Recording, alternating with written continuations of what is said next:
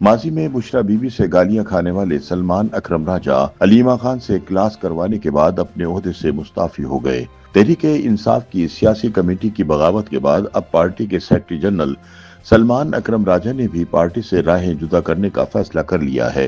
عمران خان کی واضح ہدایت کے برعکس ضمنی الیکشن میں حصہ لینے کے فیصلے پر علیمہ خان کے ہاتھوں دھلائی کے بعد سلمان اکرم راجہ پارٹی عہدے سے الگ ہو گئے ہیں۔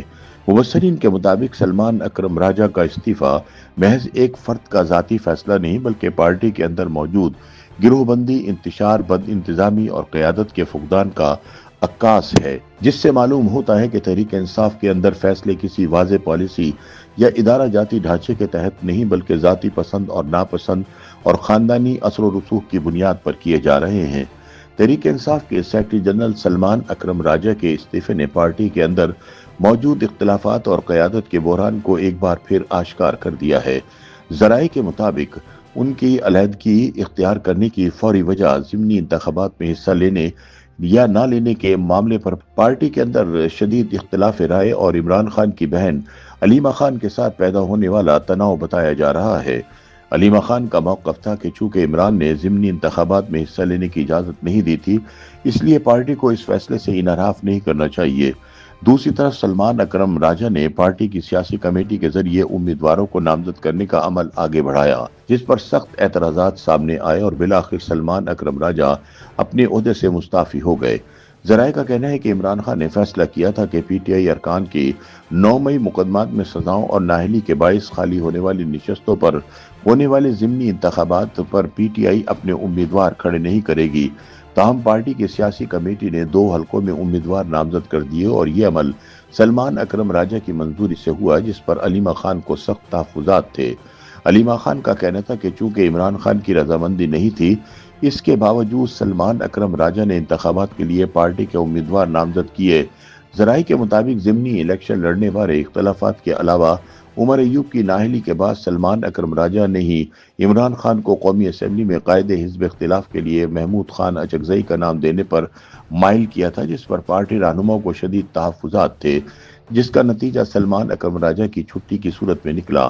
خیال رہے کہ یہ پہلی بار نہیں کہ سلمان اکرم راجہ نے استعفیٰ دیا ہو، اس سے قبل بھی وہ بشرا بیوی کے ساتھ تلخ کلامی کے بعد مستعفی ہو گئے تھے، مگر عمران خان کی مداخلت پر واپس آ گئے۔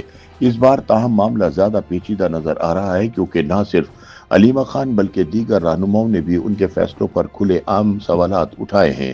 دوسری جانب سلمان اکرم راجہ پارٹی چیئرمین بیرسٹر گوہر کے ساتھ کبھی آسانی محسوس نہیں کرتے تھے، ان کے تعلقات باہمی طور پر تناؤ کا شکار رہے ہیں۔ اسی طرح ماضی میں بشرا بیوی سلمان اکرم راجہ کو گالیاں دے چکی ہیں، جس کے بعد لگتا نہیں کہ سلمان اکرم راجہ اپنے عہدے پر واپس آئیں گے۔ واضح رہے کہ سلمان اکرم راجہ علیمہ خان کی گڈ بک میں شامل تھے۔ سلمان اکرم راجہ نے ہی نہ صرف علیمہ خان کو سلائی مشین کیس سے بچایا تھا، بلکہ جب پارٹی میں بشرا بیوی نے قیادت پر قبضہ کرنے کی کوشش کی تھی تو اس کے مقابلے میں علیمہ خان آ گئی تھی، جن کا سلمان اکرم راجہ نے بھرپور ساتھ دیا تھا، جس کے بعد بشرا بیوی کو بالآخر پارٹی پر قبضے سے پیچھے ہٹنا پڑا۔ تاہم اب سلمان اکرم راجہ نے علیمہ خان کی وجہ سے ہی اپنا عہدہ چھوڑنے کا فیصلہ کر لیا ہے۔ دوسری جانب سلمان اکرم راجہ کے مستعفی ہونے کے بعد پی ٹی آئی میں جنرل سیکرٹری کے عہدے کے لیے دوڑ شروع ہو گئی ہے۔ نئے سیکرٹری جنرل کے لیے کئی نام سامنے آ گئے ہیں، تاہم سردار لطیف کھوسہ اس دوڑ میں آگے نظر آتے ہیں، جبکہ سردار لطیف کھوسہ کے علاوہ اور بھی کئی پارٹی رہنما اس دوڑ میں شامل ہیں اور انہوں نے اس حوالے سے پارٹی میں لابنگ کا سلسلہ بھی شروع کر دیا ہے۔ YouTube پر گوگلی نیوز دیکھنے کے لیے youtube.com کی سرچ بار میں googly news T V type کریں۔ گوگلی نیوز کے پیج پر سرخ رنگ کے سبسکرپشن والے بٹن پر کلک کرنا نہ بھولیے۔ YouTube پیج پر اپلوڈ ہونے والی ویڈیوز سے باخبر رہنے کے لیے بیل آئیکن پر کلک کیجیے۔ آپ کو ہر نئی ویڈیو کے بارے میں نوٹیفیکیشن موصول ہو جائے گا۔